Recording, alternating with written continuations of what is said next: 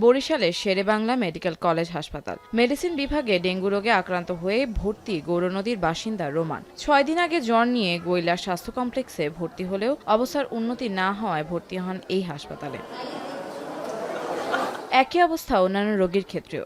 একই ওয়ার্ডেই ভর্তি ডেঙ্গু, হামসহ অন্যান্য রোগীর। এতে রোগ সংক্রমণ বাড়ার আতঙ্ক বিরাজ করছে রোগীদের মাঝে। জরুরিভাবে ডেঙ্গুর জন্য আলাদা ওয়ার্ডের ব্যবস্থা করার দাবি রোগী ও স্বজনদের। চিকিৎসা সেবায় এখানে আমাদের যে ডেঙ্গু রোগী রয়েছে আলাদা একটা ওয়ার্ড হইলে ভালো হতো। সমস্যা মোটামুটি খারাপ না, ভালোই। আবার এখানে আছে, হাম আছে, মানে একটা আলাদা ইউনিট করলে ভালো হইতো।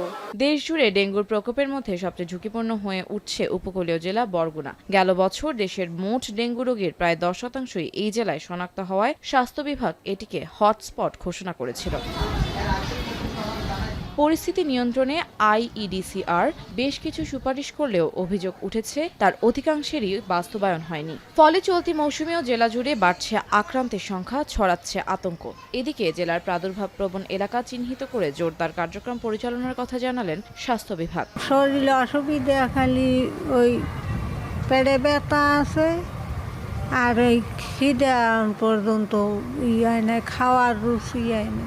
মানুষ তো আতঙ্কে, কারণ এখন তো ডেঙ্গুতে অনেক মানুষ মারা যাচ্ছে। যেগুলোকে মানে ইন্ডেক্স কেস আমরা যদি বলি, তো সেই সমস্ত ইউনিয়নকে আমরা চিহ্নিত করে জোরদার কার্যক্রম পরিচালনা করছি। ফরিদপুরেও বাড়ছে ডেঙ্গু রোগীর সংখ্যা। এ পর্যন্ত ডেঙ্গু রোগে আক্রান্ত হয়ে ফরিদপুরের সরকারি হাসপাতালে ভর্তি হয়েছে 163 জন।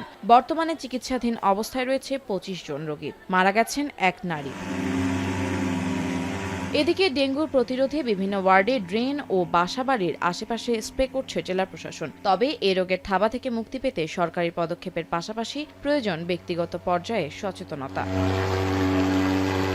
আফনান অপসরা, এখন।